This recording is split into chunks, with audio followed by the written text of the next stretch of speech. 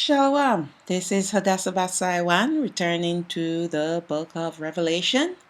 This is still chapter 13 of a sort, but this is part 3. And what we're going to do is look at the Roman Catholic Church and Christianity.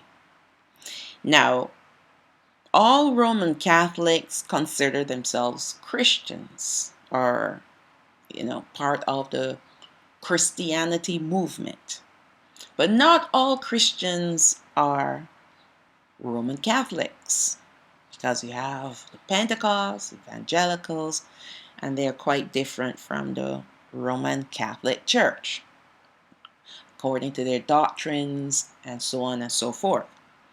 But what we're going to do, we're going to do something quite not unusual, but different from what I've always done, and we're going to look at some images because you know how these people operate.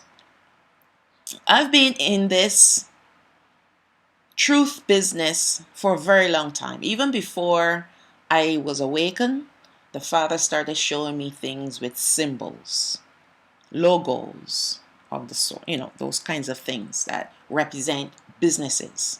And I remember even way, way back in the day, this is back in the 80s, not meaning to timestamp myself, but even way back then, there was Procter and Gamble, and there was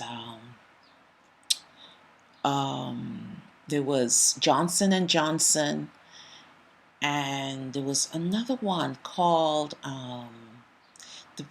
the ones that make the Olay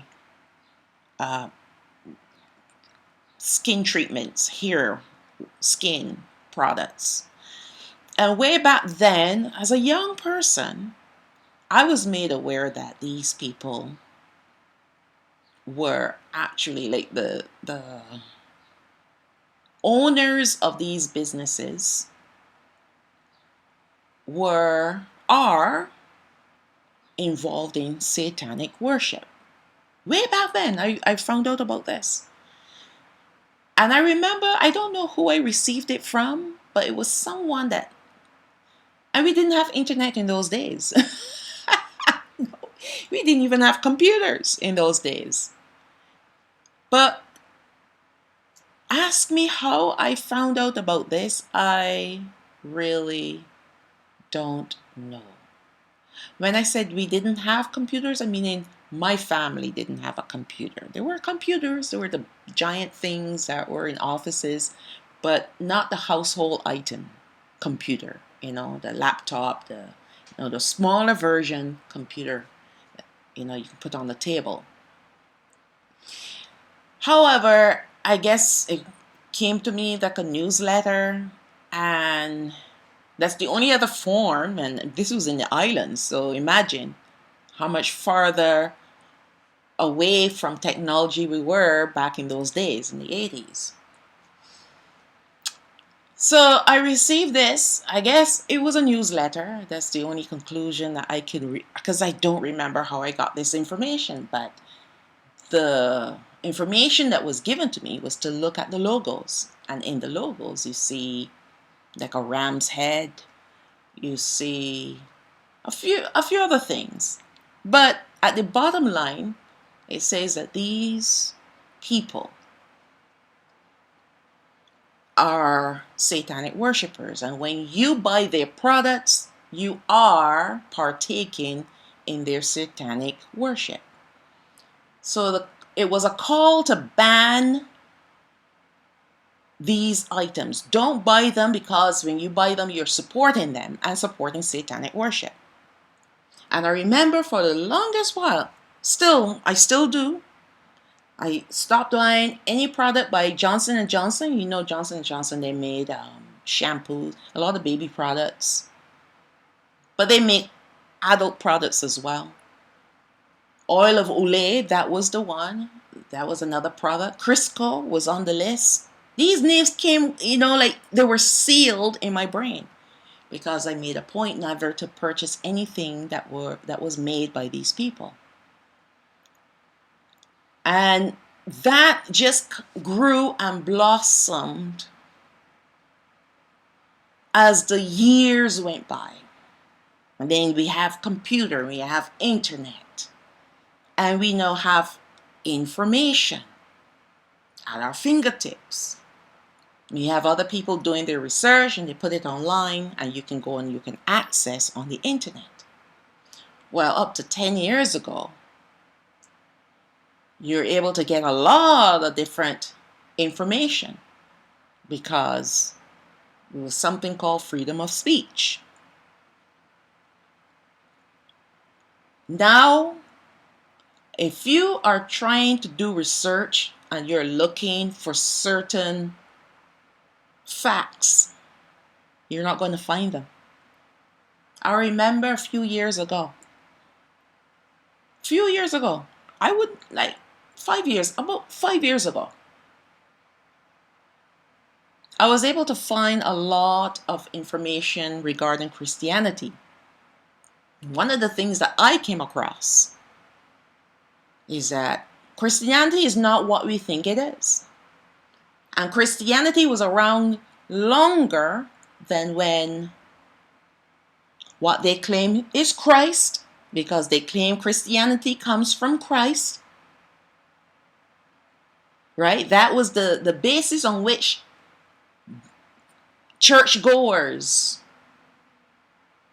believed that Christianity, the system, the religious system that they were in, was okay. Because if you spell Christianity, the first 1, 2, 3, 4, 5, 6 letters is Christ. And if you look up the definition of Christianity, you will see Christianity, you have the Christian, which is the noun, and a Christian is a follower of Christ. But if you look deeper, if you dare to look deeper, because a lot of things that they do in Christianity is to stop you from asking questions, stop you from searching for answers. They brainwash you to tell you if you dare to question, that means you're questioning God.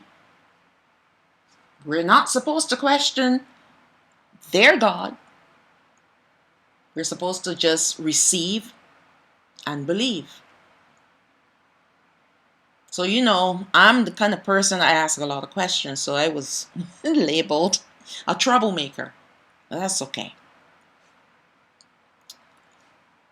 But the point that I'm trying to make here is I did come across a lot of information about Christianity. And when the disciples of Hamashiach were called Christians, which was way back, they said at the time of Antioch, they were labeled as Christians, that believers today thought that it was an affirmative word, when in fact it wasn't. It was supposed to be derogatory. It was supposed to be a put down, because Christianity was viewed as a pagan religion. All right? And I went and I did find someone did a wonderful study, and they, did their research, and they discovered that Christianity was not the word developed, but it was a Canaanite religion.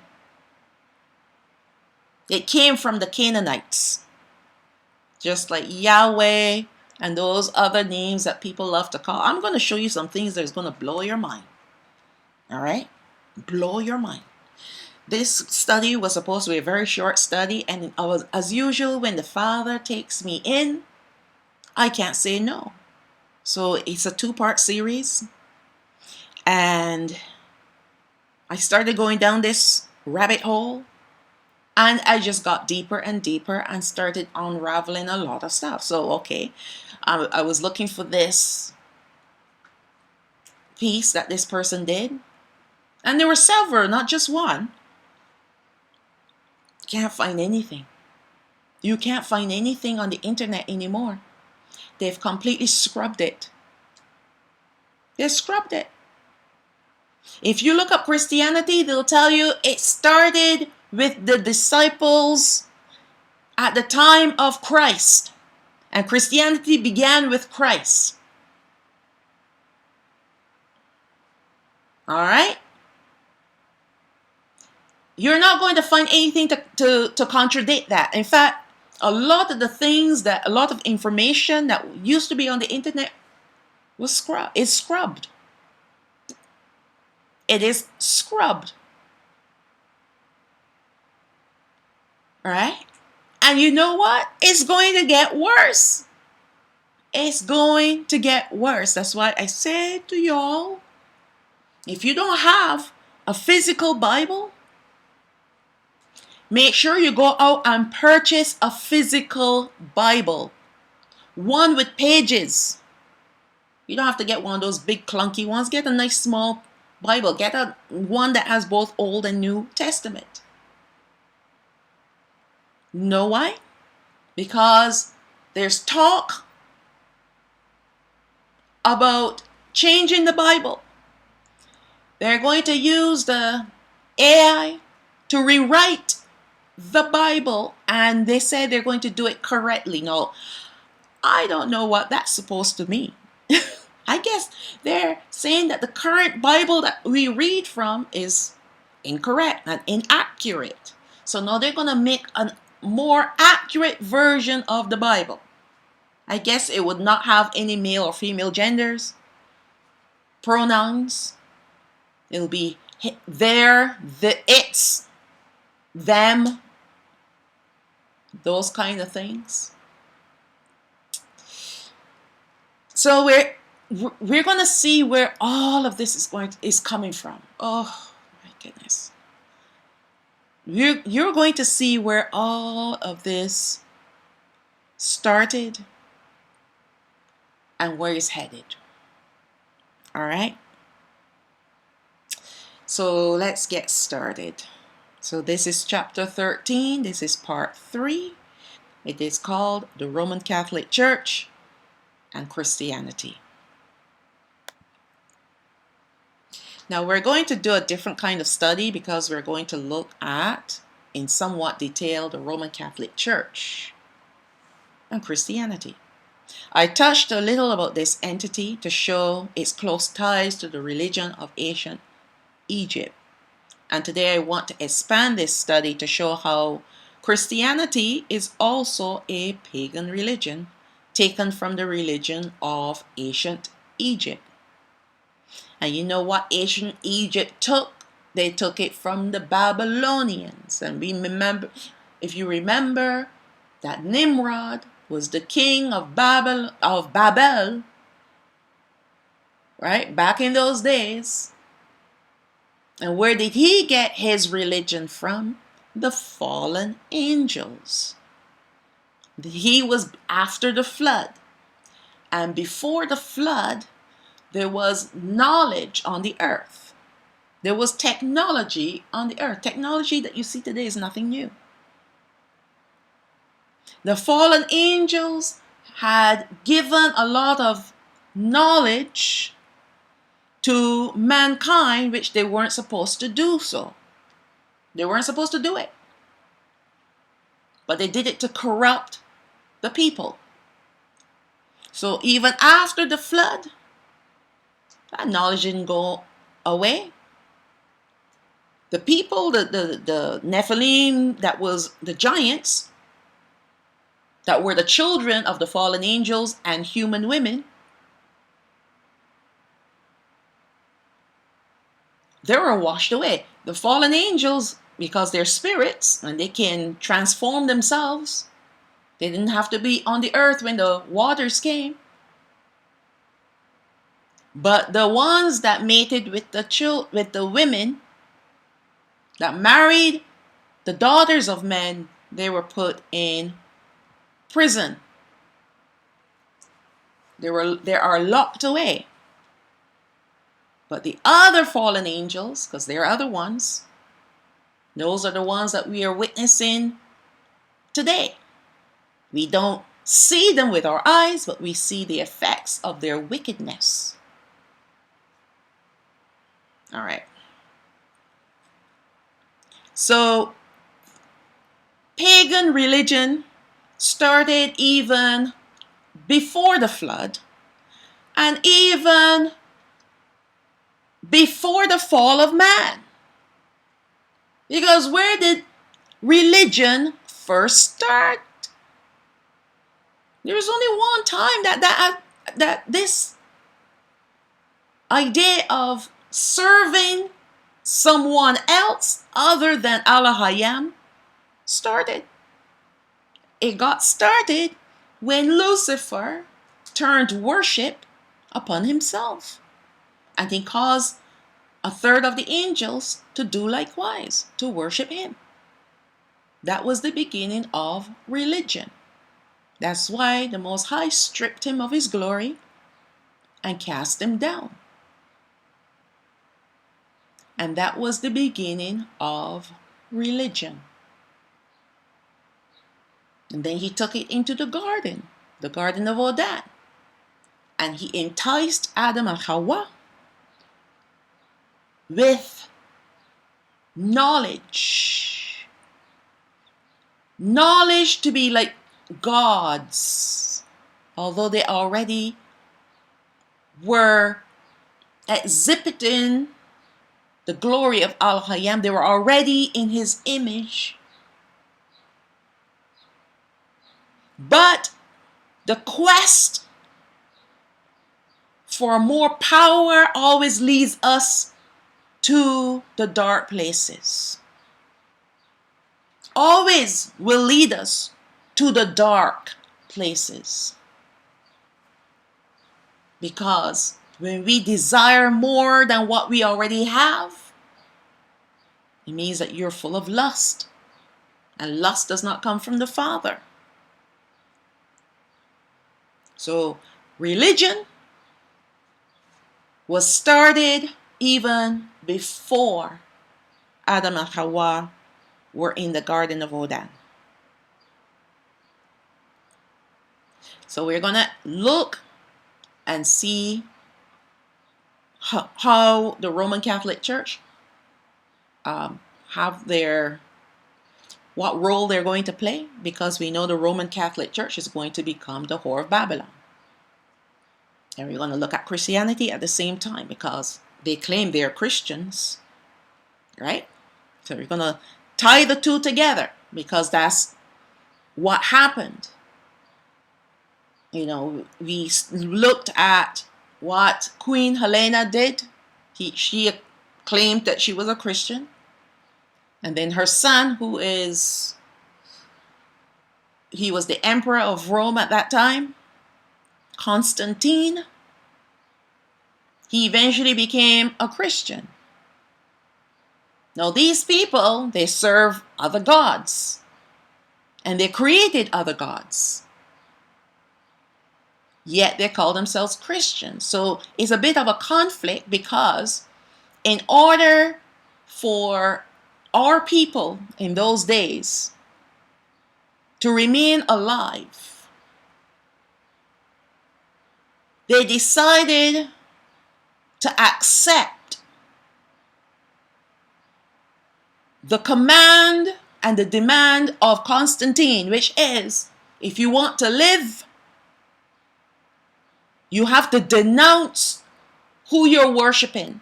You have to stop with the sacrifices. You have to stop with all the different things that you do as Yahawada. And you have to proclaim yourself to be a Christian. So Christianity did not start with the apostles, as were taught in the church. They were told they needed to denounce all the things that they were doing, including the feast days. They were not supposed to keep the feast days anymore, but they were supposed to accept Christianity as their religion, or else. And many of our forefathers, they accepted it.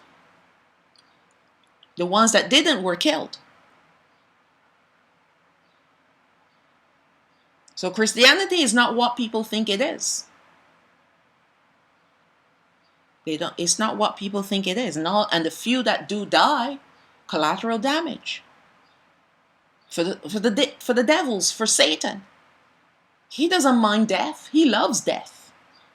He loves the shedding of blood. It empowers him even more on this earth. Okay. So we're going to look at the ties between these entities and the ancient pagan religions. So all Roman Catholics are referred to as Christians, but not all Christians are Roman Catholics. However, many religions stem from the Roman Catholic Church. And I would go as far as to say this: if they're not directly connected to the Roman Catholic Church, they were created by the Roman Catholic Church.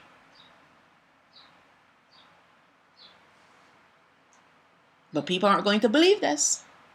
Well, you'll see.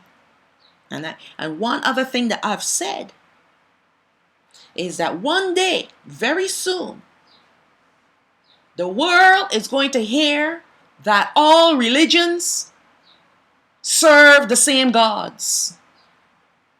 Therefore, we need to come together and be one. It's going to happen. And I'm going to show you right here. This is the truth. Okay. So carrying on. So however, many religions stem from the Roman Catholic Church, which is an evil entity that spawned religions to keep the inhabitants of the earth separated and even hating one another. It was because of a lot of religious wars that people killed one another in the name of their gods. This is all the doing of this entity. Therefore, we can safely group all Christian churches with the Roman Catholic Church, and not just Christian churches, all the other ones too. All the other religions as well. Don't let the doctrines fool you. You got to remove the first few layers to see the evil that's beneath. All right. Therefore, we can also go one step ahead and declare that the Satan responsible for this entity was also responsible for all the other non-Christian religions. So the devil that brought religion on the earth amongst men, in fact the devils, the Satans, they're the one who started all the other religions too, naturally, because they're worshiping them. With these religions, they have their gods. And these gods, if you look at them, at their names are different, but they're the same gods with a different name based on the country or the civilization or the people that are worshiping them. You're going to see that too. Remember what we're dealing with. We're dealing with Satans that desire worship at any cost. As long as we are not worshiping Allah-Hayam, you can worship a wall, and that is acceptable in the eyes of these Satans. And I'm not being facetious when I say that, because we know that there's a certain group of people in our land, and I've been there, and they worship a wall. It's called the Wailing Wall. That's what they worship. And that wall has nothing, even if why are they worshiping a wall? It has nothing to do with the original temple. It was part of the Roman, it was a Roman fort. That's what that wall came from. And yet they go to the wall and they pray to the wall. They cry on the wall. They stuff prayers in the wall. I read somewhere, right, that, and I saw it for myself too, because I went close to the wall when I visited that country. Talking about Israel. And you should see there's not even one little gap in that wall that is not stuffed with a piece of paper. It's an idol to these people. All right, and you're going to see a lot about these people as well, the ones that are in our land. I'm going to show you some things about them too. All right, they're not who they say they are. Naturally, they're not us. But even beyond that, there's more things to unravel here. Okay.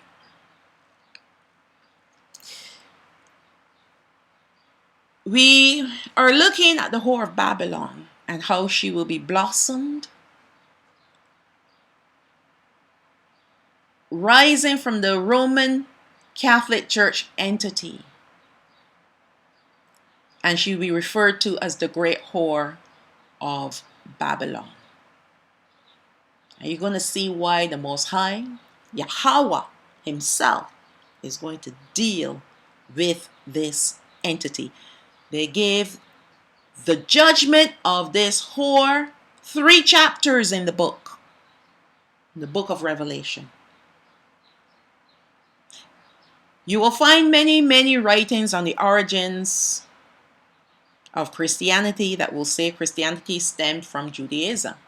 Meaning, what they're calling Judaism are the apostles of Hamashiach. They call them, or the ministry that they were involved in, Judaism. That's not true. That was not Judaism. Judaism is another pagan religion, just like Christianity. I'll show that to you. But if you go on the internet right now and you look up the origins of Christianity, they will try to convince you that it started with the disciples of Christ. All right? But that's Christianity. But what we worship and who we worship Hamashiach, Yahawasha'o Hamashiach. And he did not have a religion, he had a ministry on the earth. And what we do is called ministry. We are in service for Allah Hayam. We are not in a religion. Okay? So let's get that clear up front. But I'm just showing you what they say about Christianity.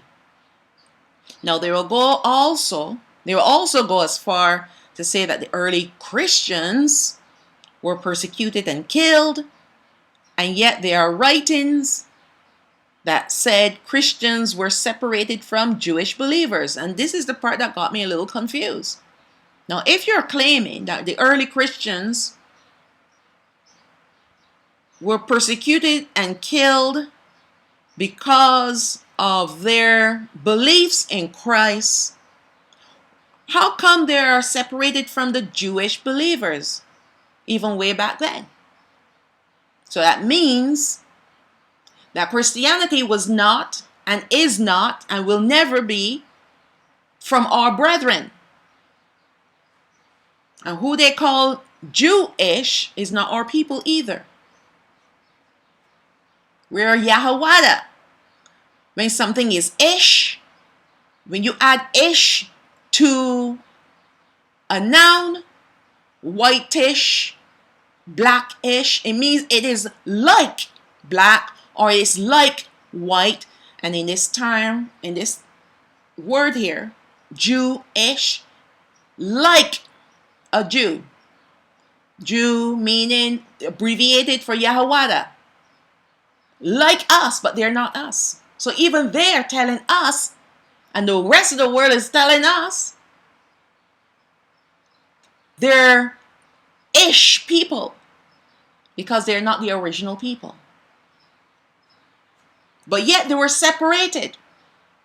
You really go and you look at these things and you're like, wait a minute, you leave scratching your head, but I thought that Judaism started from, Christianity started from Judaism. Now you're saying that there was a separation between the two.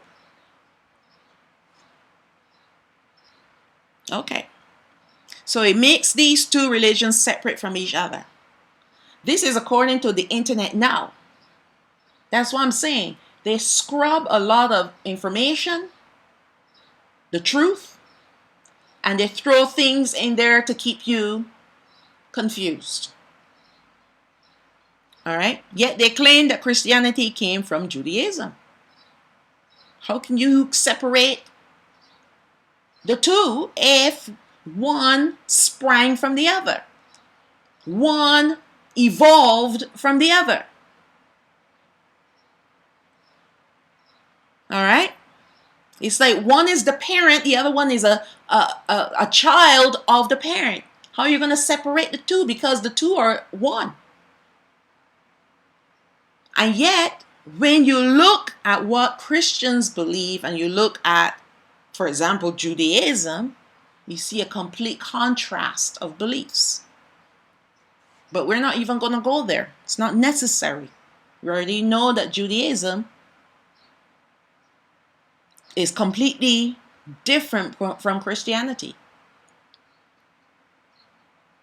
But if we are to know the truth, one thing that we have to realize is that Judaism was not the way in which our forefathers worshipped. It was not the ministry that Hamashiach left in the hands of his apostles. So let us start from the beginning. Our Savior's name is called Yahawasha'o or Yahawasha'o Hamashiach. I know there are some brethren out there, they call him Yahawashai with an I. There are no I's. There were no I's until recently. The letter I is a new vowel that was added to the alphabet. You can't find, it was not found in Greek, and it's definitely not found in what they call the Hebrew language, but our language is called Obarat. That O looking letter is an O sound. But they look at the O and they call it an I, which is dumb, really. But his name is called Yahawasha'o Hamashiach, not Christ, not Jesus, not Lord, or any of those titles or names that Christians use. He is Adawan. He is Alahayam, because Alahayam means ascended glory. It's a title given to the Father, the Son, and Ruach HaKadosh. Not Elohim or Alahim or whatever other crazy words that they have out there. If you learn the alphabet, you are not going to go wrong with the names and titles. But people hear other people calling him Yahusha and Yahuwah and all these different craziness. There were no U's, by the way, in our language. Just two vowels, an A and an O. If you hear an E sound in our language, it's because of the letter Ya. Where you place it in the word, it has a Ya sound or E sound. Or an S sound. Alright?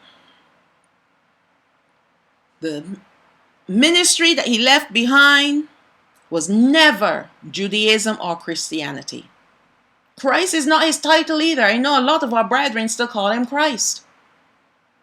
Oh, that's the Greek term for the anointed one. No, Messiah or Hamashiach means the anointed one. He's not Greek. He was never Greek. All right. He was from Yahawada, and he had a name that reflected where he came from. So why are you calling him by a Greek name anyway?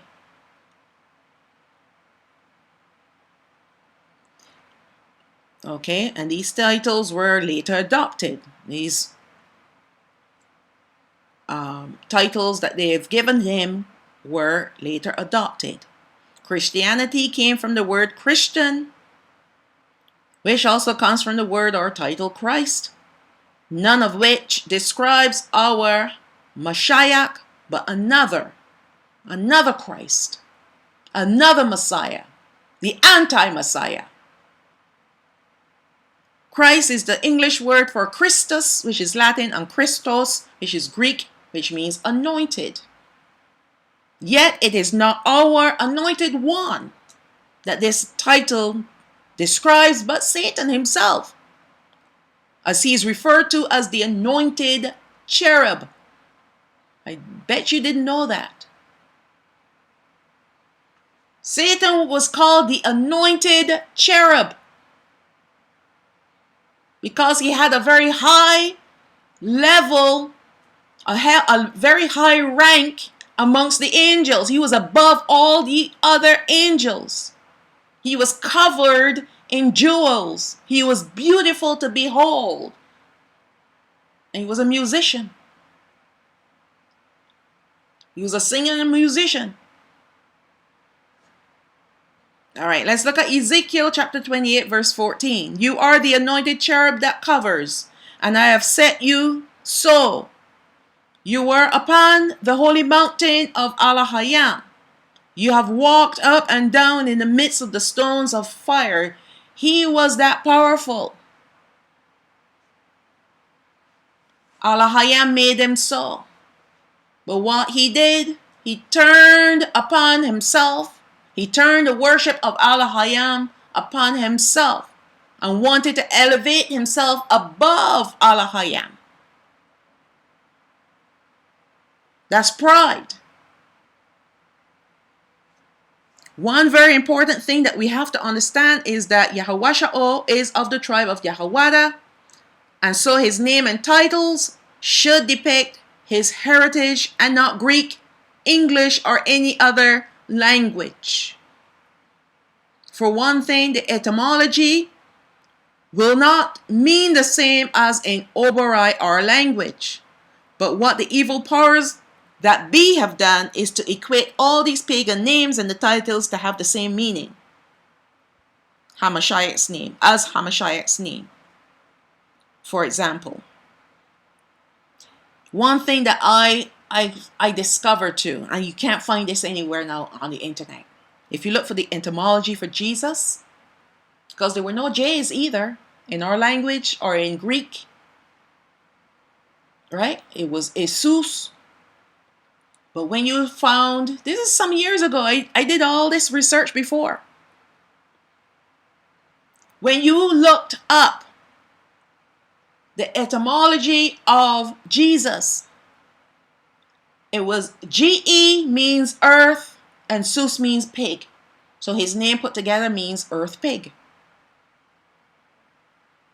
Okay. Can't find that anywhere now. No, you can't. And actually, you if you do find it, it is someone who's doing a fact checker. He's doing a fact check. Debunking. All right. Therefore, it is pointless to try to find the real truth concerning these pagan names and titles, but this will not distract us from getting to the heart of the matter concerning the Roman Catholic Church as a pagan entity, which has not only which is not only involved in pagan worship. Okay. Now, we may not find all the things that I am speaking of. I know what I saw when I did my research back in the day, right? But I will show you some other things that they just can't scrub. All right.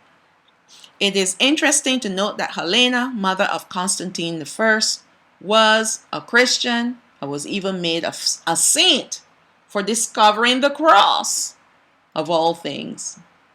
The same cross that they claim that he died on. All right? HaMashiach. Christianity was around at the same time. Judaism was around. So how was it possible that Christianity came from Judaism? All right? Constantine, he wasn't a Christian in the beginning. He was the one who was persecuting our brethren. Right? And they were in the ministry of HaMashiach. And that's why he persecuted them, killed them, and told them, hey, you need to join forces with us, or else. You need to become a Christian, or else. All right?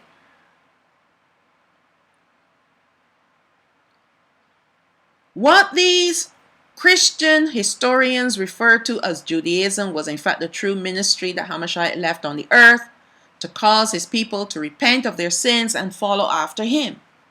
It is even known that Constantine, her son, persecuted the believers of HaMashiach and banned their right to practice their beliefs.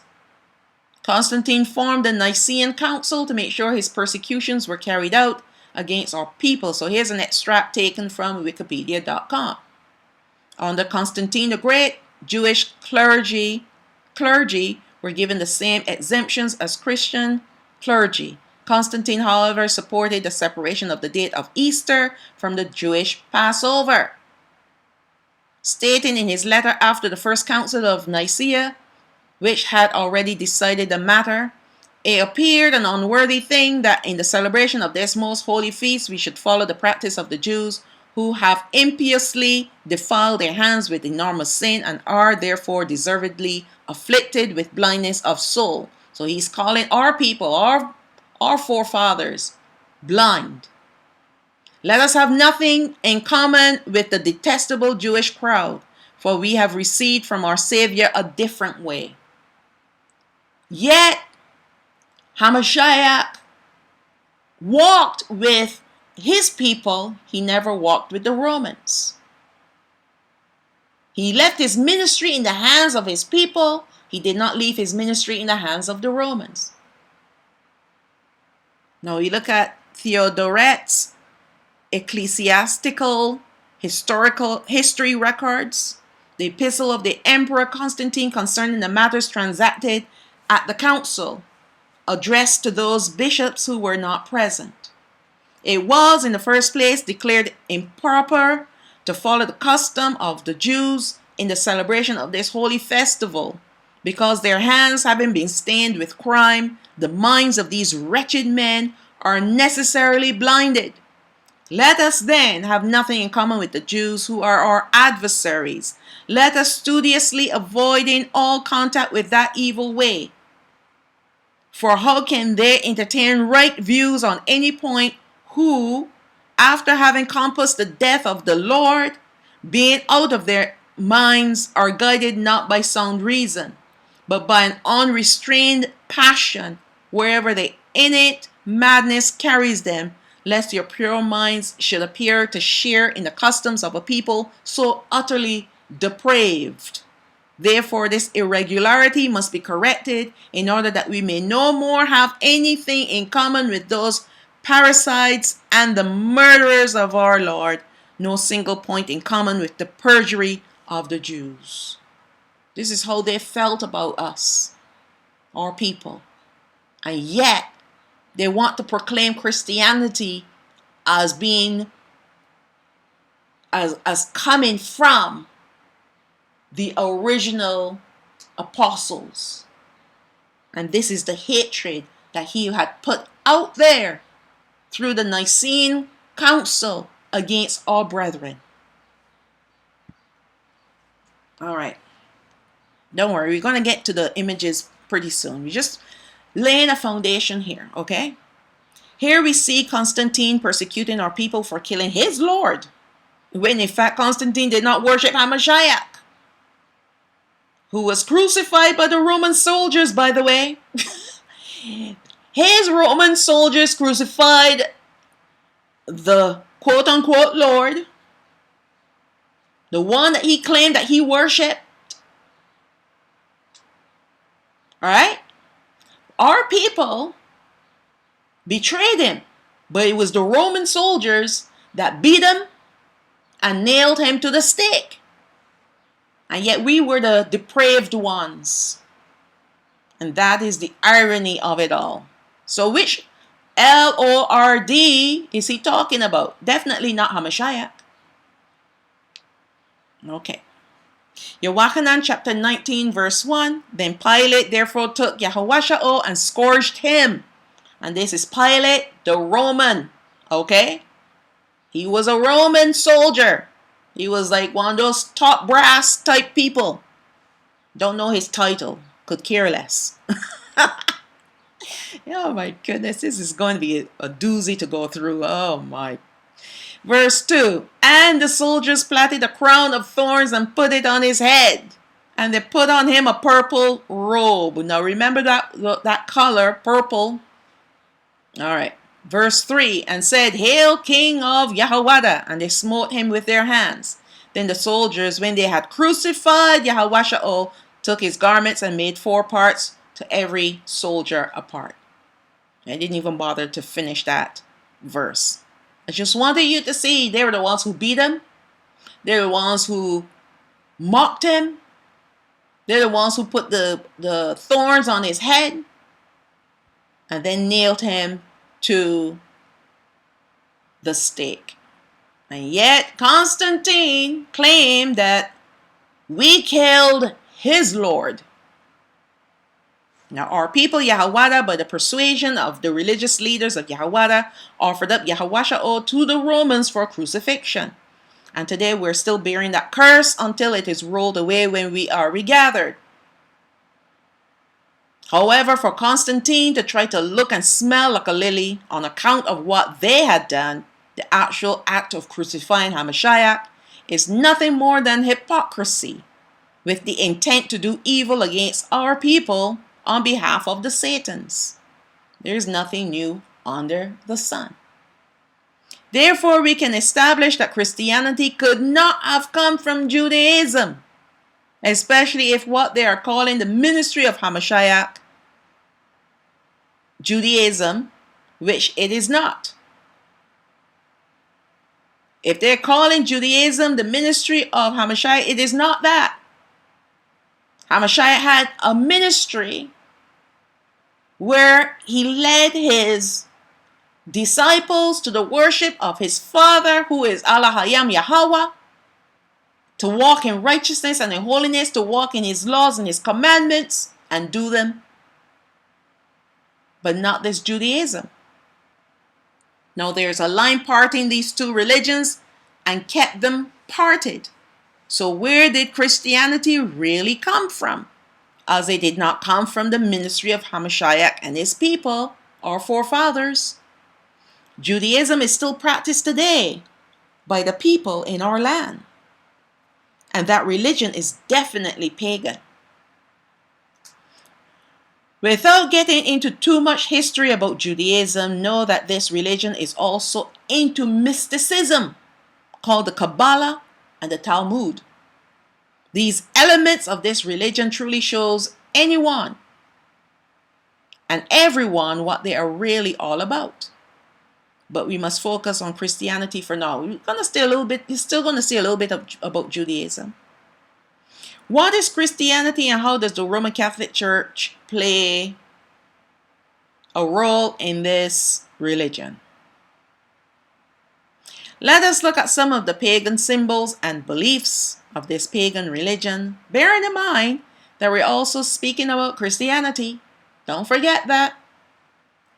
We look at the religion called Judaism and the false names and titles they have given to our Messiah, to our Mashiach and Yahweh. Let us consider the structure of the Roman Catholic Church with the Pope as its head.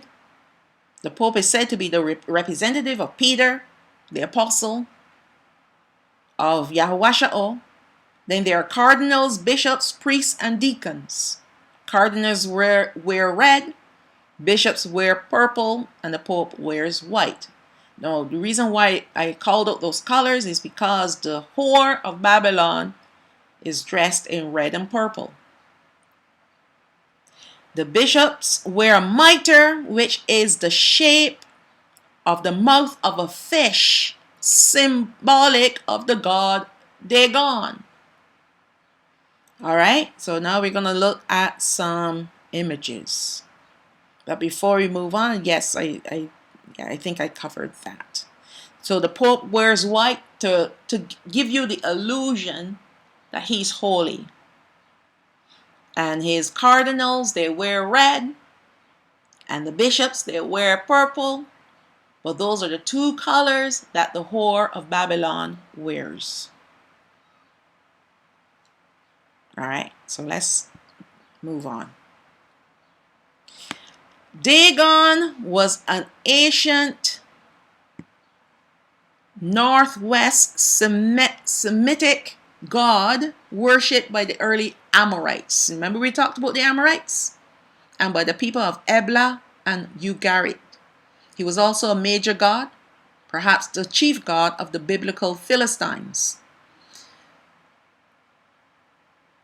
Mythological sources on Dagon are far from consistent. The prevailing view today is that Dagon was a fertility deity related to grain and agriculture. In some cultures, he may have been identical with Baal Hadad. And we know Baal or Baal is Lord. So when you call Hamashiach Lord, you're calling him Baal. You're actually not calling him Baal. You're calling on Satan, who is Baal, instead of calling on Hamashiach. If you want to call him by another title, call him Adawan, means master. However, some authorities regard him as a type of merman figure or fish deity of the sea peoples. And the sea peoples are actually Phoenicians. You're going to see that name popping up too. Most popular images of him portray Dagon in this vein. In the biblical story of Samson, it is a temple of Dagon which the Hebrew hero pulled down in the final act of his drama. It is also likely that Dagon was among the deities invoked by the giant Philistine warrior Goliath in his taunts against Israel and David. But that is Yashraal and Dawad. Now, the excerpt was taken from the New World Encyclopedia.com. So here we have a picture of Dagon, the fish god, and what he's wearing on his head in the middle image is like a fish head. And next to him, we have here the shape of the fish head of the bishops, the bishop and the pope. The bishops and the pope, they wear this contraption, right? And it is the head of Dagon. Don't let it kid you. These people are into some serious occult practices. And everything that they wear and all the things that they do have a purpose. And it is to serve their master, who is Satan. Okay. Dagon was originally a Babylonian fertility god. Bet you didn't know that. Who evolved into a major Northwest Semitic god, reportedly of fish as a symbol of multiplying. He was worshipped by the early Amorites, founders of the city of Babylon.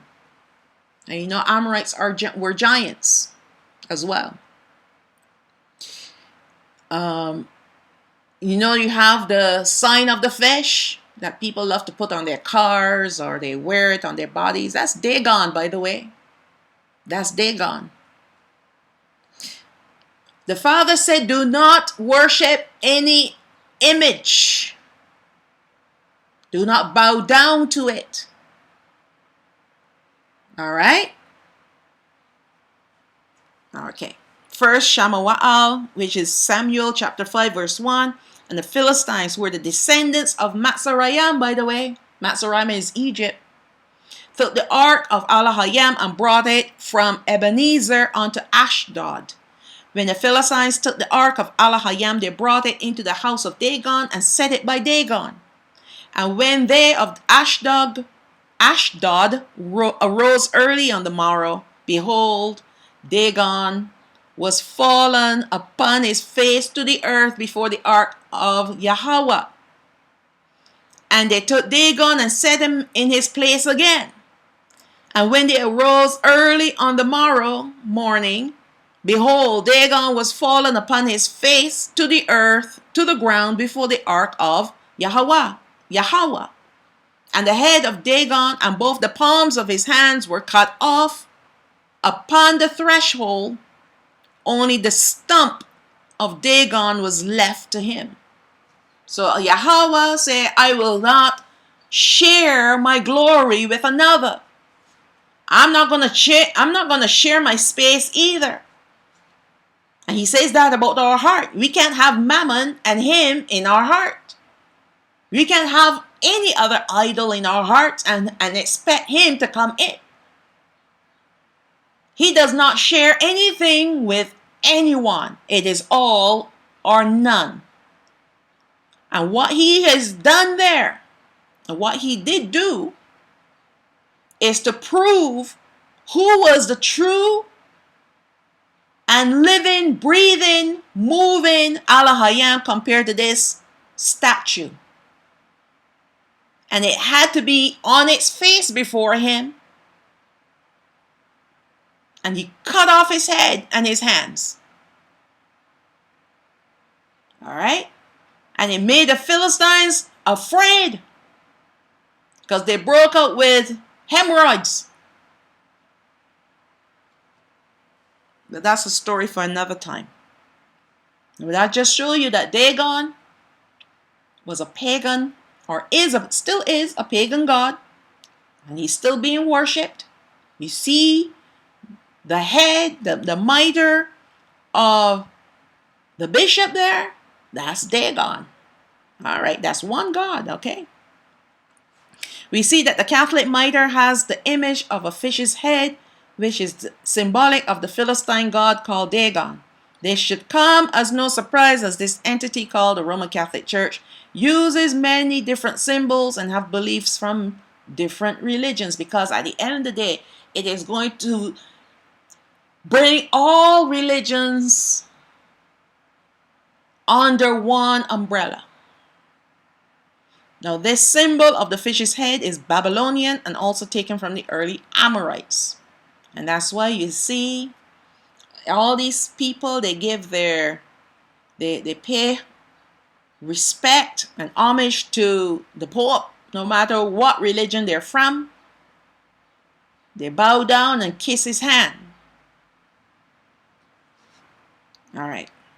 The bishops in the Catholic Church dress in purple, while the cardinals dress in red and the Pope dresses in white. These colors, especially the red and purple, are the colors of the whore we saw in the book of Revelation. Next, we will look at some symbols of what they believe and worship, starting with the cross. You will notice that this idea of a cross, two beams intersecting each other, is different from the true translation of the tool used to crucify our Messiah. It was referred to as a tree, and it was in actual fact a stake that he died on. He died on a upright pole, for lack of words. There's another place where I read it could have been the shape of a T, the uppercase letter T, but I don't believe that. I believe he died on what it would be like an upright pole, a stake. This idea of a cross came from the ancient Egyptian religious symbol called the Ankh. The cross is a modified Ankh that has nothing to do with Hamashiach, with what Hamashiach died on, but more about getting the masses to worship a pagan symbol. So that's why you see now, everywhere you go, with the exception of non-Christian churches, you see a cross. You see it on the roof. You go inside, you see it on the inside, hanging on a wall, or standing on the stage somewhere, and people go towards it and bow down to it.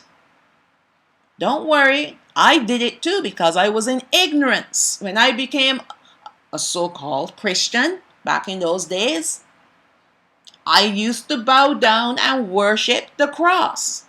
I used to wear a cross around my neck. All right? Because that is the foundation and the spine and the brain of Christianity. That symbol. And it's pagan. The Ankh is said to represent life, and it is seen in ancient Egyptian art in the hands of gods and goddesses like Selket, which is the goddess of the dead, or Isis, who is also called Astarte, Asherah, the queen of heaven. Also another name for Mary, the mother of God, and Eve. So these are all the queen of heaven with different names, but different civilizations that worship them. But there's much more to this ancient symbol, which encompasses both male and female genders. So you see, it goes even deeper than just the fact that it came from ancient Egyptian religion. It is what it really stands for. Okay. Now this is typical of most pagan symbols, as they seek to represent the perfect being having both genders in one body. Hence the craziness going on now amongst the rainbow community. So are you surprised that what is going on now? I heard there was a big parade. Can't remember if it was New York City or somewhere, and they were chanting, they're coming after the children. The rainbow people, oh yeah. They had a gigantic rainbow flag, and they were chanting, we're coming after your children. Okay. So we know now where all of this is stemming from. This is not somebody who was born this way.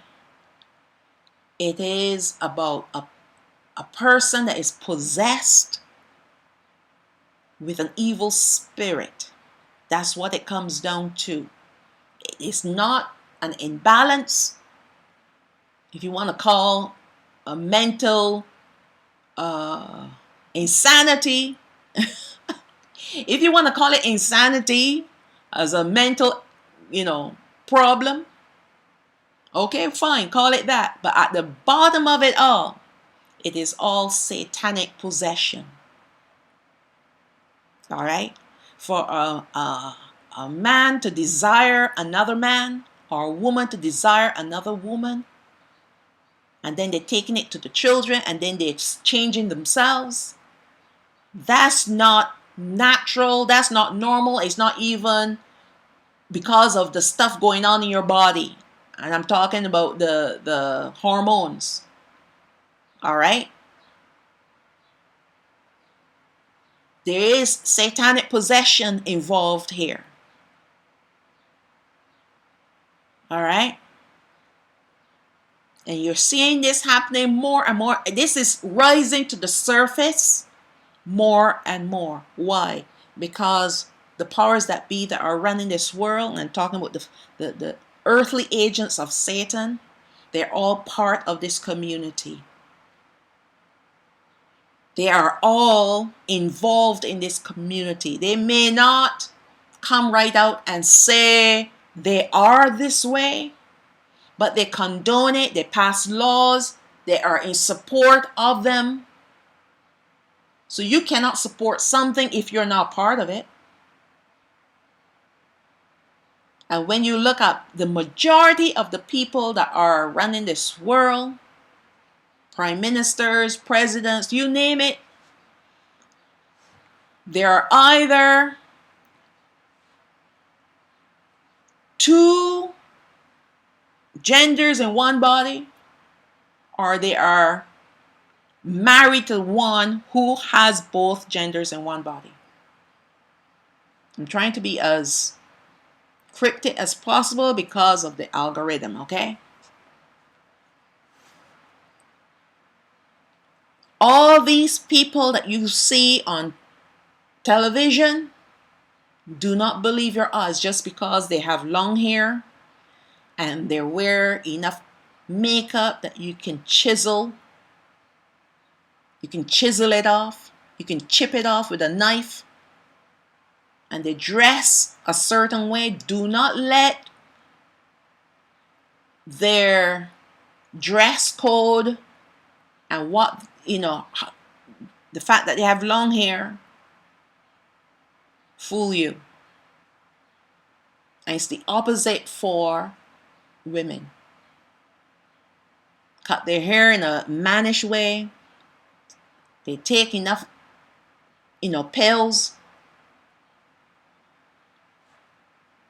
They're doing it. I was sharing with a friend, and I've been following this trend even before it was like out there. Like I said, I've been in this truth business for a very long time. I was all over from symbols to even the gender thing. You name it, I was into it. All right? Studying it, watching it evolved. So when I heard and when I realized these things now, I'm like, well, I can see it. You look at actors and actresses. The actress is a man and the actor is a woman. And a lot of them can pass for the opposite because from the time they were born, they were groomed to be the opposite. But the one thing that they cannot change is the skeletal structure. They cannot change the size of the head because a man's head will always be larger than a woman. They cannot change the shoulder width compared to the hip width. They cannot change the Q angle, which a woman has a Q angle because of her pelvis. All these things I studied.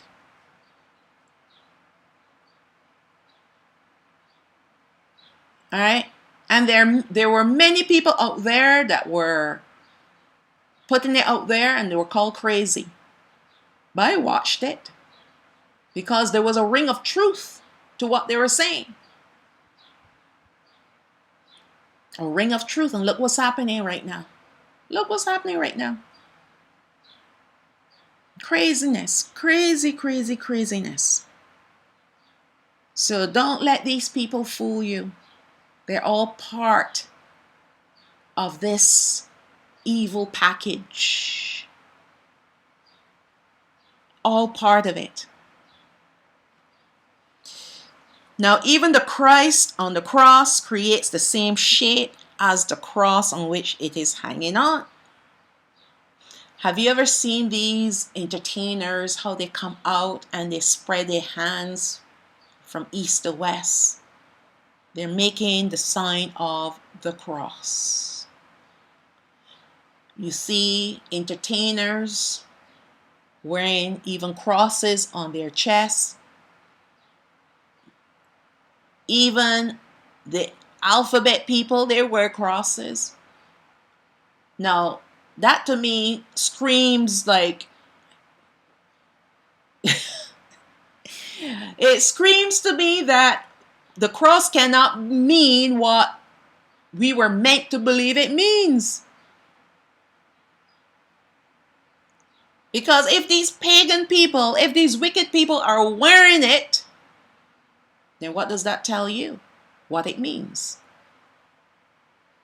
They're not going to wear something belonging to Allah Hayam because it will burn a hole in their chest. He would treat them like Dagon. But because it is their symbol, they're the ones that are wearing it. Now this image of how this man is nailed to the cross is also erroneous, as the nails were not hammered in Hamashiach's palms but in his wrists.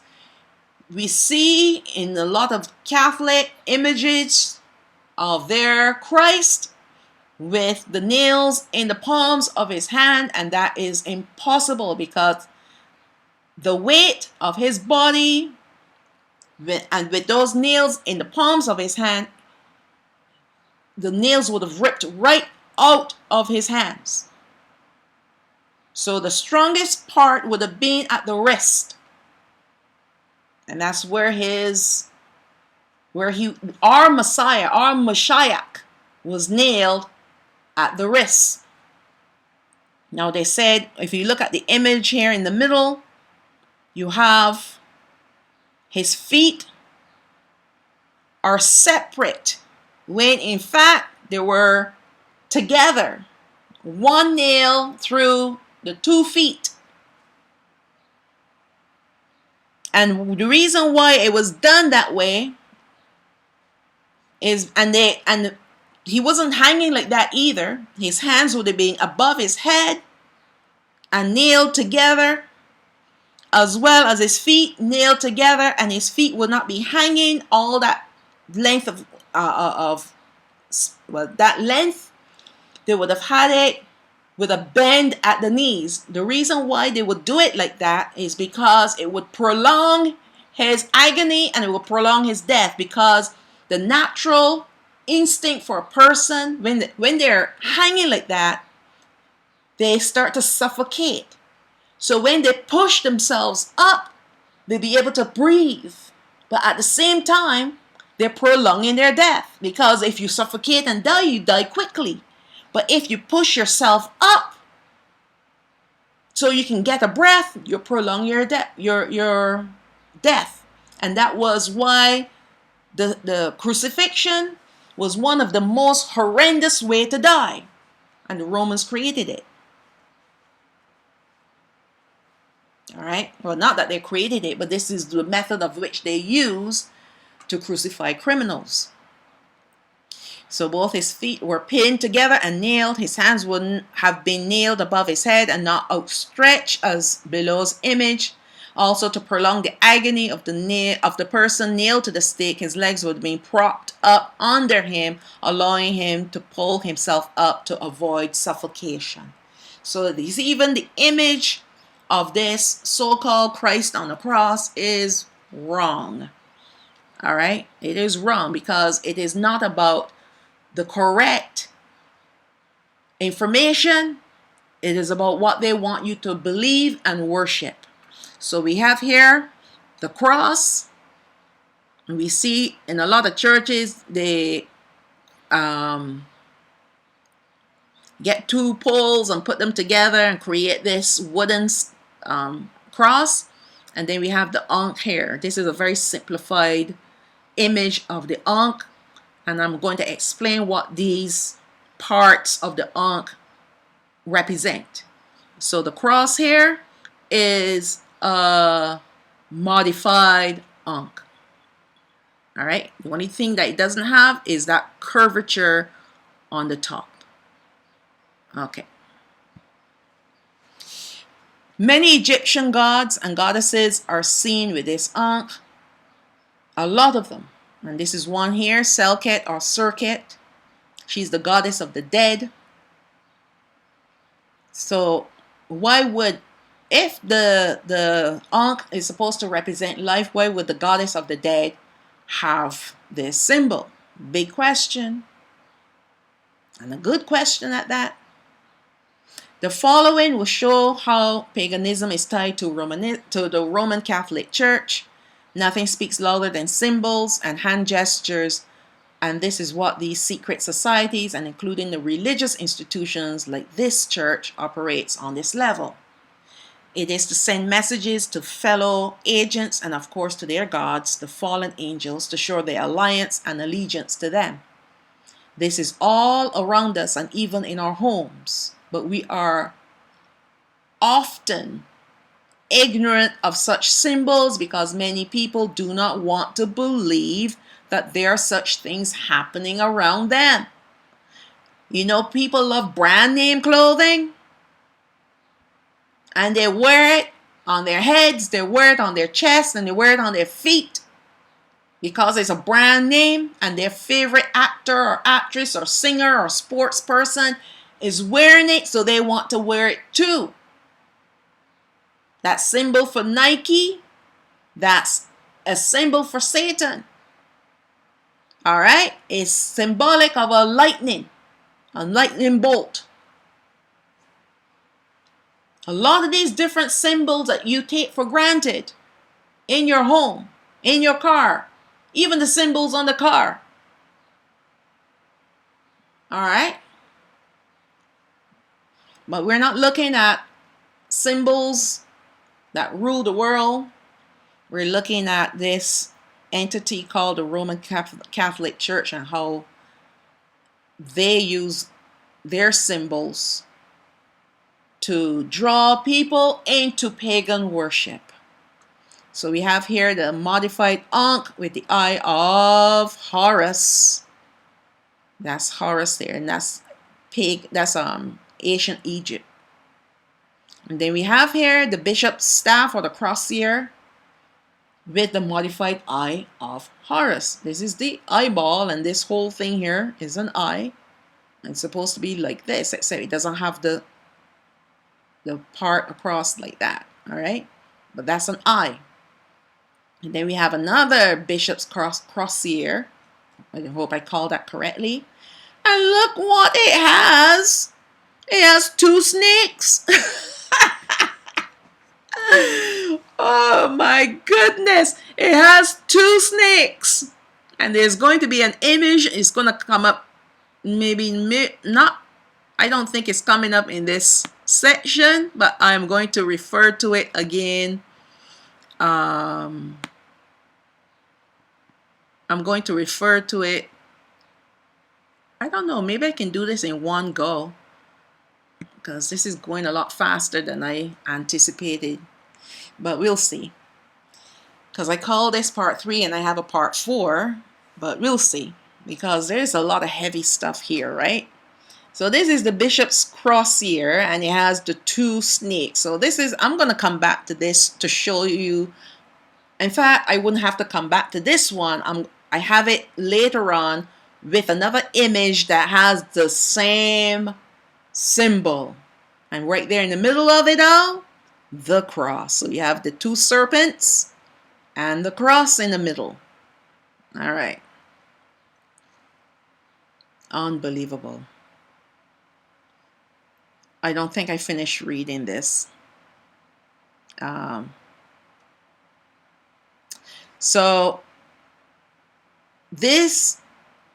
they are real and they have been around for a long time now. That is why they are going to be successful in carrying out their agendas, as they had spent quite a lot of time perfecting their evil agenda. So they have been spending not decades, not hundreds of years. We're talking about thousands of years perfecting their evil agendas. All right? They've studied us. Okay, let me explain something to you. There are only two bloodlines on this earth. Two bloodlines. The bloodline that Allah Hayyan created, and then you have the Nephilim bloodline. These people that are deep in this satanic worship, they are of the Nephilim bloodline. And then you have the foolish ones that follow after them and do the things that they say to do, which is to change themselves. But they don't necessarily have to be of the Nephilim bloodline. They're just foolish enough to believe the narrative when they say you can be all you want to be. You could be anything you want to be. But there are only two bloodlines. And that is the bloodline that Allah Hayam created through Adam and Hawa. And then you have the Nephilim bloodline, which is the bloodline of the fallen. And that's why these people can be so wicked and have no conscience about what they're doing. Okay. Only two bloodlines. And they try to persuade us that we are like them. No, that they're like us. Sorry. They try to persuade us that they are like us. But really and truly, they're not. Here's where the cross was again modified into a Maltese cross, which, by the way, is also the symbol for the Knights Templar. You're going to see that name coming up again. You will see the bishops of the Catholic Church wearing the same Maltese crosses. The Knights Templar were called the poor fellow soldiers of Christ and of the Temple of Solomon. You're going to hear that coming up again too. Also known as the Order of Solomon's Temple. Has nothing to do with Charlemagne from the Bible. All right. This is their Solomon, not our Solomon. Although I'll say this, Solomon at the end became pagan. In fact, he was gradually becoming pagan because of all those wives and concubines that he had. And he was the one who set up a lot of pagan temples throughout the land of Yashraal, so that his wives have some place to go and worship. And eventually his wives caused him to worship their gods. But this Order of Solomon's Temple, they're using his name because they want it to seem like they are a wholesome people, just like the Pope wearing white. He should be wearing black, but he's wearing white. Okay. They were a military order of the Catholic faith and the wealthiest. And their wealth that they gained was by looting and pillaging the villages. They were the ancient equivalent to thugs. That's what they were, thugs. All right. So the Templar had a similar, this one got kind of cut off here, but if you imagine the bottom part of this, it has the same shape as the top part here, but you're going to see it clearer later on. So this is Shamsi Adad. This is the, I believe, Assyrian king, son of Shalmaneser, and he ruled from 823 to 811 BCE, and he has a Maltese cross. And here next to him, we have the Pope sitting with an inverted cross, and these words here with his Jesus, his earth pig here behind him, with the sun over his head. That's a symbol of the sun worship. It is not a halo. It is the symbol of sun worship. And they call this creature here that they call Jesus is a sun god. That's why they worship him on a Sunday, the day of the sun. All right.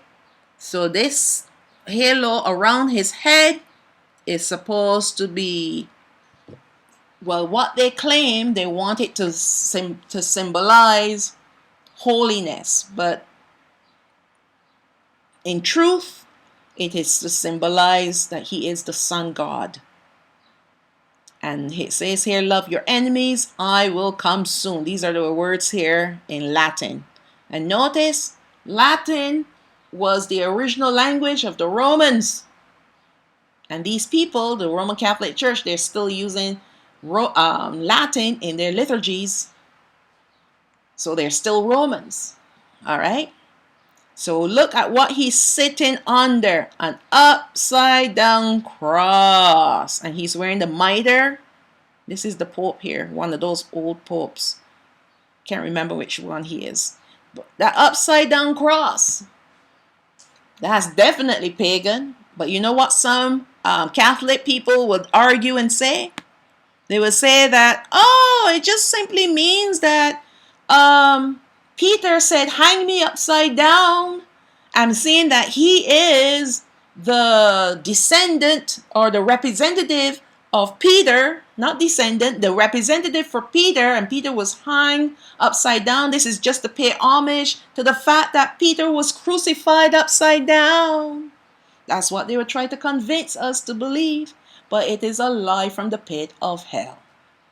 This is their God, named Jesus, the earth pig, with the sun over his head, because he is the sun god. And this here is his pagan symbol underneath the Pope, right? And we have there another sign of the fish right here. That I just saw that. That's a sign of the fish, another fish god symbol. All right. You can't listen to anything that these people say. Look, the devil is the father of lies, and his children, they're liars just like him. Okay, so let's take a closer look at Jesus. So the images of Jesus Christ, which is very androgynous. He is androgynous, depicting several symbols. Now, when Michelangelo drew him, it was his lover that he painted and called Jesus. Caesar Borgia, or Cesar Borgia, was a homosexual. All right, so he used that symbol because they were all in it together. And people, I remember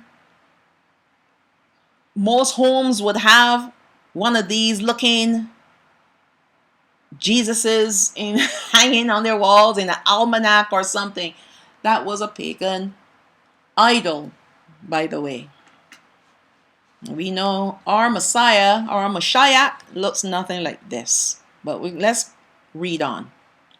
Now, the features of this God is feminine, with the exception that he has long hair and a beard. Now, take a look at these images. Now, if you take off the beard, right? If you take off the beard, the goatee, just look, especially this one here, look at the eyes. The eyes have that soft, feminine look. All right? Very soft and very feminine.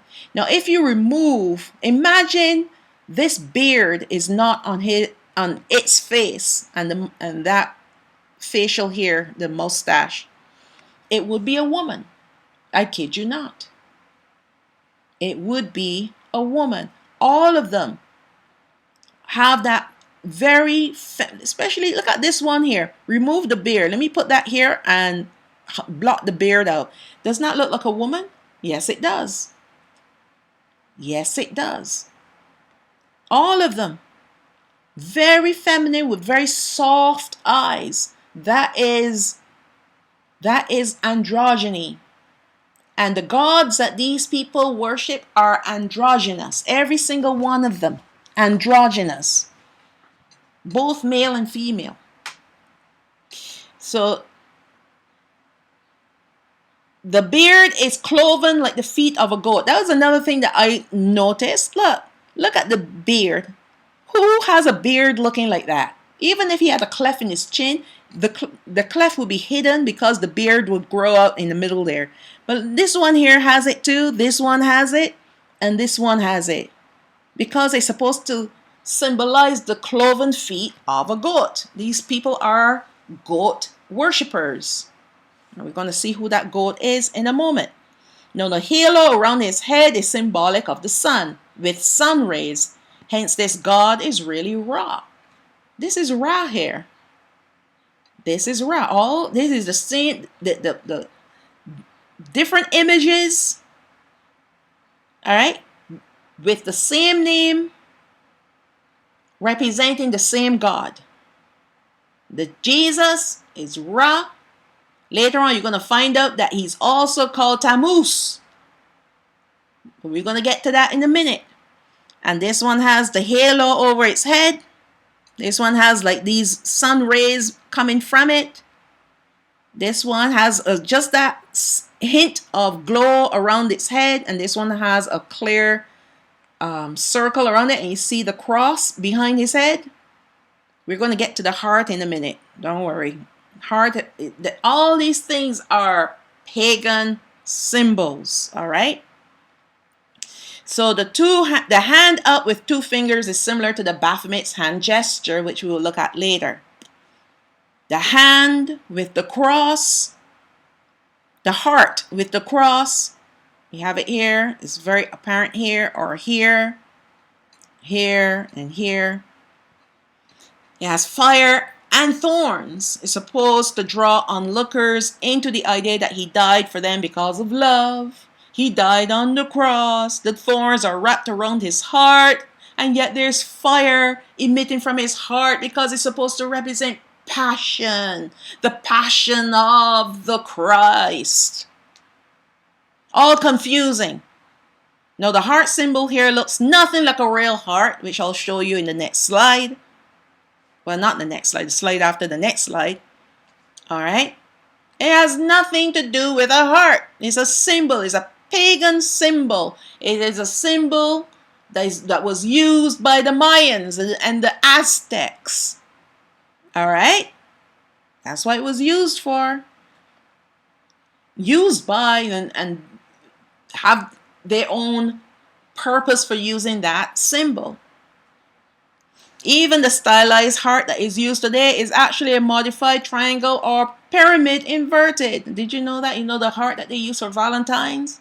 It's an inverted pyramid. They just softened the angles and made it curves, except for the bottom part. Now, is the fire supposed to symbolize the passion he had to go to the cross to die for Christians? What about the thorns around the heart? I thought that the thorns went around his head. In actual fact, this heart is referred to as the Sacred Heart. And of course, it has its roots in paganism. So this heart has a name. It is called the Sacred Heart. And there are festivals connected to this Sacred Heart. So let's take a look at that.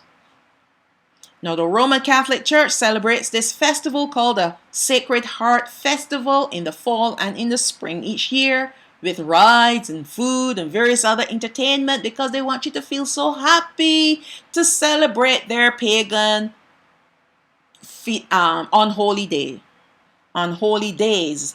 All right. Now, this feast day is celebrated on the Friday of the third week after Pentecost. But this festival is about the worship of Jesus and Mary, Tammuz, and Semiramis or Isis or Ishtar. Semiramis is another name for Ishtar or Isis, by the way. The same pagan goddess, but with another name. Just like Jesus and Tammuz. Jesus is Tammuz, and he's also Horus, and he's also Ra. The same pagan god, but with a different name. So let us take a look at the origins of the Sacred Heart Festival. Now, the origins of the Sacred Heart Festival and the artwork attributed to Jesus and Mary. Her name is not what they call Mary is her name is called Mariam. And Eve is not the correct name for Adam's wife. Her name was called Hawa. Okay, so the origins is in the pagan Aztecs and Mayans of Mexico. So you see how this thing is spread far and wide through all these different ancient civilizations. Human sacrifice, particularly by offering a victim's heart to the sun god, was a common practice. All right, that's what this represented. They will cut the heart out of a living victim and offer it to the sun god. This is the Aztecs or the Mayans. Kukulkan or Quetzalcoatl. Hope I pronounced that correctly. Also known as the feathered serpent. So that's the god that they were offering the heart to. A living, well, a heart from a... The victim was alive when they extracted the heart because they wanted the heart fresh for their god, the feathered serpent. And this creature was believed to be the creator of mankind. Now, I'm going to tell you a little story, and I think I've mentioned this before. As a child growing up, there was a certain time of the year, and this was usually around, I believe it was around October of the year. As a child growing up, you used to hear something called the Heart Man. And we were warned as children not to be outside because the Heart Man is on the loose.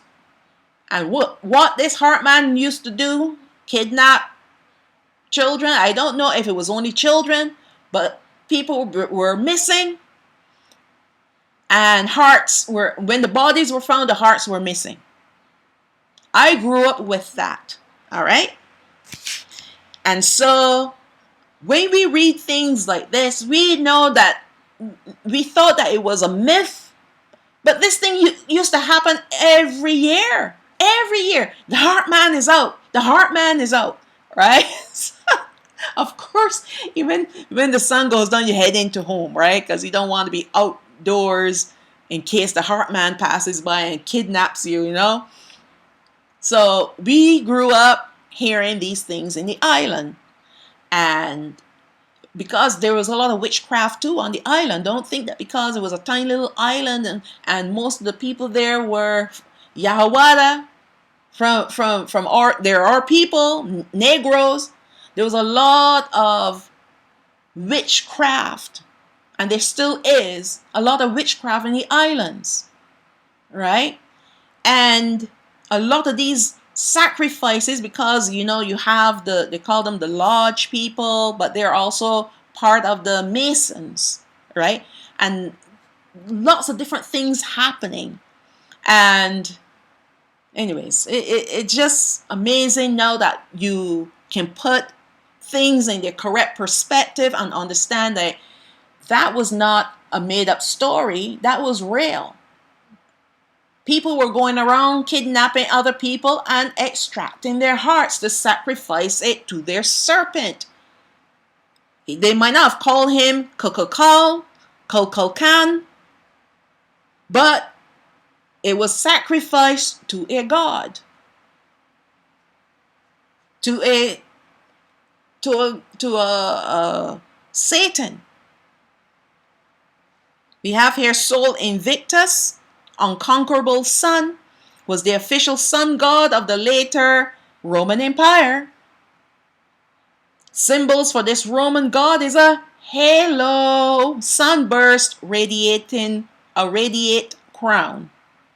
So when you see, let me go back here, this halo, this is the radiate sun, well, what did he call it? Radiate crown. When you see this radiate crown on his head, and this one here is kind of glowing, and you have this halo over here, that is symbolic of the sun god, Sol Invictus. And that's why you see a lot of that in the Roman Catholic churches. All right. So the festival occurs December 25th, and Constantine decreed on the 7th, 321, Dies Solis, the day of the sun, Sunday as the Roman day of rest. All right. So the festival for Sol Invictus occurs December 25th, and that's why we have the birthday of Jesus on December 25th, and you're going to see that Tammuz was born on December 25th as well. So here, Constantine decreed on March 7th that Sunday is going to be the Roman day of rest, and that's why you have churches having their worship on Sunday, the day of the sun god. Saturday, okay, we're going to get to that. Maybe not in this lesson, maybe in the final lesson. I decided that I was going to just finish this one up and start fresh because my computer is overheating. I can feel the heat coming from it. It is such a hot day today, and I can't bring the fan too close. Otherwise, you're going to hear the fan and not hear me. Right? So you gotta suffer a little bit. So I'm gonna give my computer a chance to cool down and get at this tomorrow, part 2. But it's good, bite size. Can't really chew on too much of this evil stuff. Oh my goodness, it's unbelievable. And we've been fed this stuff from children, and our parents were fed this stuff, and their parents, and so on and so forth for generations, and now that we see it before our faces, we ought to just step back and repent and throw ourselves before the feet of Allah Hayam and beg for forgiveness. I know many of us have done that, but yet some of us are still calling on these pagan gods. Our brethren that claim that they're awakened, they still call him Lord. They still call him God. They still call him Christ. And I don't get it. Are you awake, or are you pretending that you're awake? What are you doing? Okay. Now, the heart shape that we take for granted looks nothing like a human heart, as it is in fact an inverted pyramid. It is said that the shape was taken from the seed of a species of a giant fennel plant called Silphium. Now, the leaves of this plant was used in the 6th century CE. This is after Hamashiach's birth, by the ancient Greeks and Romans as a contraceptive. I don't know. These people are obsessed with orgies. They're obsessed. Oh, but when you go all the way back to Genesis 6, the fallen angels with the daughters of men, if you actually go to the Apocrypha, the book of Adam and Hawa, you get to see how lust burned amongst the children of Cain in the valley there where they were living, and how these Satans fanned the lust in these people using a young man by the name of Genun, taught him music. So he played beautifully and made the people burn for one another. Then he introduced the liquor houses, the bars and the bars and the clubs, right? So they had happy hour, every day. And then he introduced them to pretty clothing, how to paint their skin, paint their nails, paint their faces. So this idea of makeup was used way before, all right? And these Satans taught these children of Cain how to do these things. And we're seeing it happening today. That's why they're obsessed with sex. They're obsessed with, doing all kinds of things with all kinds of things, all right? So contraceptive, and it's a form of birth control. That was another thing that the fallen taught the daughters of men, how to not get pregnant, or if they do, how to kill it, right? It was also used as an aphrodisiac. Like I said, these people are lustful. This is all about lust. Its image was stamped on Roman coins due to the obsession of the Romans with this wonder drug. They called it a wonder drug, and they used it so much that they wiped it out. They used it so much that it's vanished. Oh my goodness. I guess they used it and they never thought about planting anymore, but they used it so much that it's no longer, from my understanding, it was wiped out. So there's another variation of this species that can be used or was used after that. Now, there are various aspects of the heart shape that we affiliate with love, when in fact it has nothing at all to do with love but paganism. We're sold this heart thing. Valentine's Day is a day of hearts, day for love. So when you see that heart shape, you think of love, right? Now, it is a pyramid. A pyramid is a three-dimensional triangle and was used by the ancient Egyptians to house their dead pharaohs, pharaohs, who were expected to become gods after life. To prepare them for the next world, these pyramids were built as tombs filled with all the things, wealth, and so on. They even buried their favorite cat with them. Oh my goodness. That they would need to guide them and sustain them in the next world. Hence the reason why the pyramids, when discovered, were loaded with gold and jewels and dead man bones and cat bones and food. Oh my goodness. Therefore, pyramids are also affiliated with death. So when you think of the heart shape, you think of a pyramid and you have to think of death, because that's what it is. That's what it represents. So let me show you in the next slide. This is what a real heart looks like. It looks nothing like this. This is what we've been sold to. And people even make the shape with their hands. So stop doing that. Stop giving symbols. Start giving pagan symbols with your hands. That one of these days I'm going to do a study on hand signals that people do, not really thinking or knowing what it really represents, and all you're doing, you're flashing demonic symbols. All right, all that stuff has an effect on your life, your spiritual life, okay? And you wonder why you're sick or why this bad thing keeps happening to you. You flashing hand signals. You're giving the devil the okay to torment you. All right, stop it. All right, so this is the shape of the heart that have been sold to us, but this is what our heart actually looks like. It looks nothing like that. Okay, so this here is a silphium seed, that they claim that this heart here, the Valentine's heart, it was taken from this because this produces love, right? It does have a similar shape, but this is the shape that is found on the coin of an old ancient Roman coin.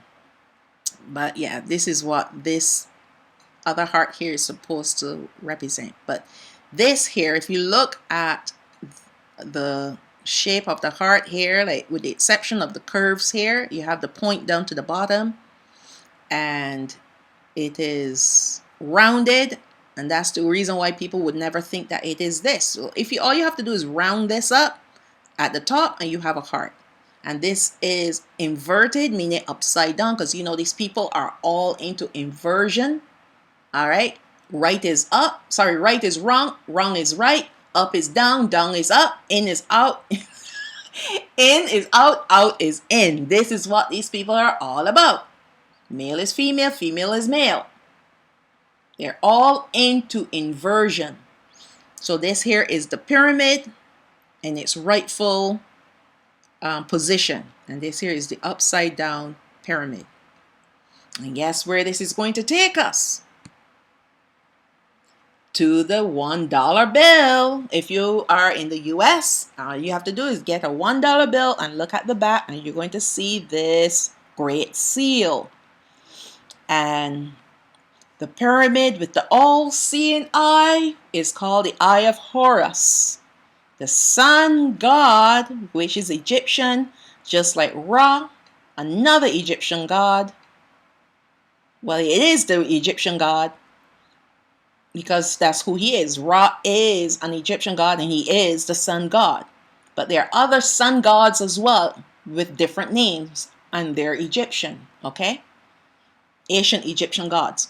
It is the eye that watches all that we do, and it will be this eye that will use technology to further watch the inhabitants on this earth and to control them. So what this eye is saying, I'm watching you. I'm watching you. So now we have cameras on our phones, cameras on our laptops, cameras in our television. We have cameras everywhere now. Even our doorbell. They have doorbells with cameras, right? Because this all-seeing eye is dependent on technology to see what you're doing and to hear what you're saying. Have you ever noticed that you be talking on the phone to a friend about pancakes, and then all of a sudden you get all these ads or YouTube feeds about pancakes? That's because they're listening. The algorithm is listening to you. So notice around this eye we have that halo, because this is the sun god. And notice another thing I want to say, Horus is also the name, the other ancient Egyptian name for sun god. So I think I must have misread this. Let me just read it over again. The pyramid with the all-seeing eye is the high eye of Horus, the sun god, the Egyptian sun god, just like Ra, who is another Egyptian god. So I did read it wrong. Forgive me. Okay. So this is the eye that is going to be watching us. And that's why they have cameras on the streets. They have cameras in the buildings. They claim that they're supposed to help to bring down crime. But we know that is far from the truth. It is to watch us. And now when you have the credit system, the social credit system that is coming out, it all has to do with this eye that is going to watch you and be able to determine whether or not you are submissive to them or not. If you don't, you get a poor rating and you get cut off. That's why everything is going digital, so that if they cut you off, you have nothing. If you obey and submit to them, you'll get something. And worse yet, if you decide to take the toxin and the different things that they want to put inside your body, they can actually cut your life off as well if you don't comply. But once you have that stuff inside of you, you are already complying. So there's no danger in you not complying once you got that poison inside of you. All right. So we have here this eye, that wicked eye. And it's at the back of the $1 bill. And why the $1 bill? Because everyone can get $1, right? Not everyone can get $100 bill. So they want it to be known to every person on the earth. All right. Not when I say every person, I mean the persons, of course, in America. Because everyone in America will have a $1 bill. But this is not a message really to the masses. This is a message to their own people, to let them know that their God is getting ready to rise up. So let's look at these Latin words at the back of the $1 bill. Latin words, Latin, which comes from where? The ancient Roman language. And it says, Inuit Coptes means he has approved our undertakings. Who has approved it? Their God, Satan, Horus, Ra, Jesus, Earth Pig. He has approved their undertakings. What undertakings? To bring this world under their control for him. So all that they do, he has approved. And then you have Novus Ordo Seclorum, which means a new world of the ages or a new world order. Remember those words? I've been talking about this, did studies on them. It is the Beast Empire number 7 and also number 8 when it returns, the New World Order. So right here on the bottom of the seal, we have Novus Ordo Seclorum, which means New World Order. So he's saying he has approved our undertakings, which is to bring about the New World Order. And then we have, and that's not, I can't see it here on this part of the bill, but there's pluribus unum, and it means out of many one. All right, so many gods and no one. So this is also part of the seal at the back of the $1 bill. Many gods, but it's going to become one, and it's going to be called the Whore of Babylon. Now, at the bottom of the pyramid are Roman numerals for the year 1776. That's right here, MDCCLXXV1 VL or VI. And that is the Roman numerals. Again, Roman. Can't seem to get away from the Romans. 1776, when the Illuminati was birthed in Germany, which was in May 1st, 1776. Now, in part 2, we're going to see a diagram, and it's the last thing that you're going to see in my presentation, but you are going to be a little surprised to see that the Illuminati not only was birthed in Germany, but it was also birthed in America at the same year, in the same year. Now notice the sunburst around the eye. This lets us know that this is the god, sun god Ra, or Tammuz, or Horus, or Ra, or any of those other names attributed to this sun god, or Jesus. They are one and the same. Now, this great seal found on the back of the $1 bill is declaring to the world the agenda of the evil entities running this world. The New World Order becoming an official agenda of the Illuminati since 1776, and subsequently the Freemasons as well. So don't think that the Illuminati isn't around. What happened is, from my recollection, the Illuminati, when they started to rise up, there were people that fought against them and tried to destroy them. And they went underground. Because in those days, 1776 and onward, right? In those days, we had people that can think for themselves. People that thought right was right and wrong was wrong. So they drove them out. And they drove them underground. They destroyed a lot of their books, but some of the books were preserved. And when they resurfaced as the Freemasons. So the Illuminati and the Freemasons, they're one and the same people. Have different names, just like their gods, but they have the same agenda. All right. The Masons are the Illuminati, but redressed. The Illuminati met with great resistance back in the day when men thought, I just said that, thought for themselves, but now they have the right people in place. They can parade their agendas with no further interruption or interference for now. So all that you see that is happening are these people here, the Illuminati, Freemasons. They're all at the pinnacle of this new world that they're wanting to create. But in order to create a new order, they have to destroy the old one. That's why you're seeing a lot of destruction everywhere, because they have to destroy the old in order to have the new. That is their mantra as well. Okay? Now notice too that the pyramid is in a circle, which is symbolic of the sun. So this circle, you have the triangle in the middle of it, sun worship. All satanic symbols of the powers that are running this world for now.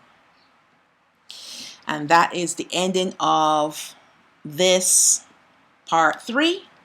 Part 4 is going to go a little deeper.